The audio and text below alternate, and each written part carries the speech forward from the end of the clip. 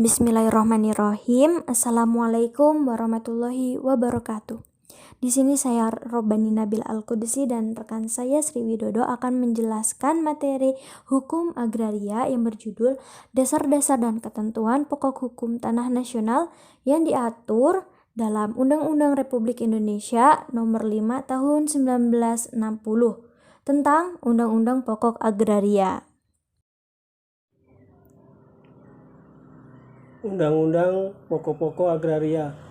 Seluruh bumi, air, dan ruang angkasa termasuk kekayaan alam yang terkandung di dalamnya adalah wilayah Republik Indonesia sebagai karunia Tuhan Yang Maha Esa. Adalah bumi, air, dan ruang angkasa bangsa Indonesia dan merupakan kekayaan nasional. Pasal 1 ayat 2. Ini berarti bahwa bumi, air, dan ruang angkasa dalam wilayah Republik Indonesia itu meliputi 1. Kemerdekaannya diperjuangkan oleh bangsa sebagai keseluruhan. 2. Menjadi hak pula dari bangsa Indonesia. 3. Tidak semata-mata menjadi hak dari para pemiliknya saja. 4. Permukaan bumi saja, yaitu yang disebut tanah yang dapat dihaki oleh seseorang. Undang-Undang RI Nomor 5 Tahun 1960 tentang Undang-Undang Pokok-pokok Agraria. Bumi, air, dan ruang angkasa termasuk kekayaan alam yang terkandung di dalamnya pada tingkatan yang tertinggi dikuasai oleh negara. Pasal 2 ayat 1. Kata dikuasai dalam pasal ini bukanlah berarti dimiliki, akan tetapi adalah artian memberi wewenang kepada negara sebagai organisasi kekuasaan dari bangsa Indonesia pada tingkat yang tertinggi untuk 1. Mengatur dan menyelenggarakan peruntukan, penggunaan, persediaan, dan pemeliharaannya.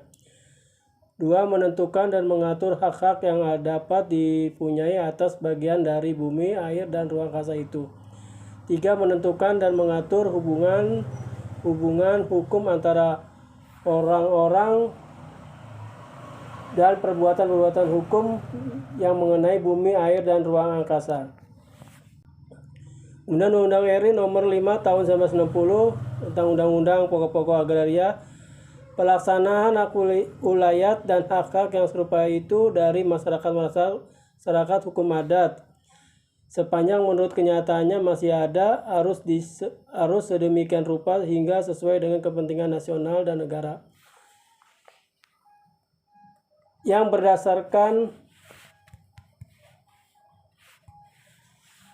berdasarkan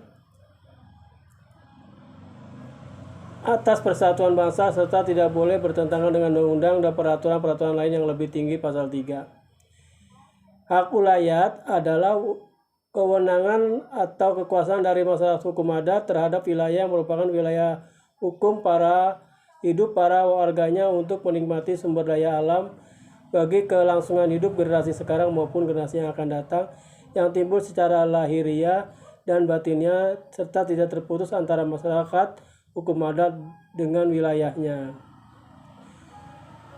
Dengan tersebut hak ulayat di dalam Undang-Undang Pokok Agraria yang pada hakikatnya berarti pula pengakuan hak itu, maka pada dasarnya hak ulayat itu akan diperhatikan sepanjang hak tersebut menurut kenyataannya memang masih ada pada masyarakat hukum yang bersangkutan. Tidaklah dapat dibenarkan jika di dalam alam bernegara dewasa ini suatu masyarakat hukum masih mempertahankan isi dan pelaksanaan hak ulayatnya secara mutlak, seakan-akan ia terlepas daripada hubungannya dengan masyarakat hukum dan daerah-daerah lainnya di dalam lingkungan negara sebagai kesatuan. Sikap yang demikian terang bertentangan dengan asas pokok yang tercantum dalam pasal 2 dan dalam hak prakteknya pun akan membawa akibat terhambatnya usaha-usaha besar untuk mencapai kemakmuran rakyat seluruhnya. Undang-Undang RI Nomor 5 Tahun 1960, Undang-Undang Pokok Agraria. Semua hak atas tanah mempunyai fungsi sosial. Penggunaan tanah harus disesuaikan dengan keadaannya yang bersifat daripada haknya, sehingga bermanfaat baik bagi kesejahteraan dan kebahagiaan yang mempunyainya maupun bermanfaat bagi masyarakat dan negara. Tetapi tidak berarti bahwa keseimbangan perseorangan akan terdesak dengan kepentingan umum masyarakat. Kepentingan masyarakat dan kepentingan perseorangan haruslah saling mengimbangi hingga pada akhirnya tercapailah tujuan pokok pemakmuran, keadilan dan kebahagiaan bagi rakyat seluruhnya. Pasal 2 ayat 3. Hak milik tidak dapat dipunyai oleh orang asing dan pemindahan hak milik kepada orang asing dilarang. Pasal 26 ayat 2. Undang-Undang RI Nomor 5 Tahun 1960 tentang Undang-Undang Pokok Agraria.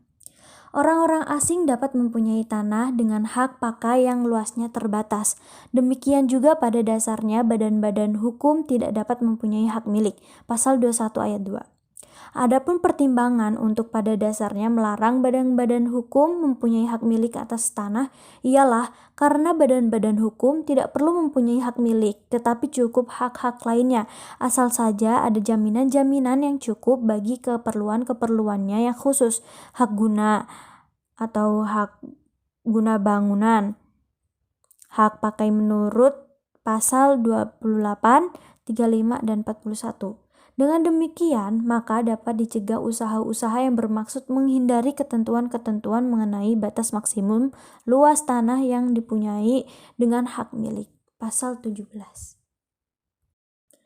Tiap-tiap warga negara Indonesia, baik laki-laki maupun wanita, mempunyai kesempatan yang sama untuk memperoleh suatu hak atas tanah serta untuk mendapat manfaat dan hasilnya, baik bagi dirinya sendiri maupun keluarganya.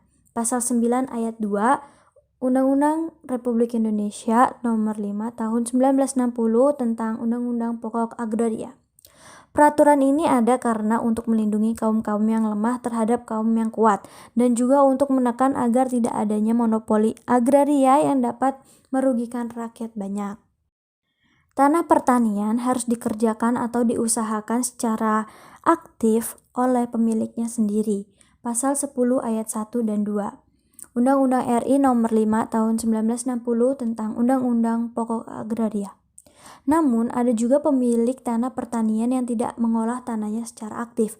Dengan kata lain, tanah tersebut disewakan dan digarap oleh orang lain.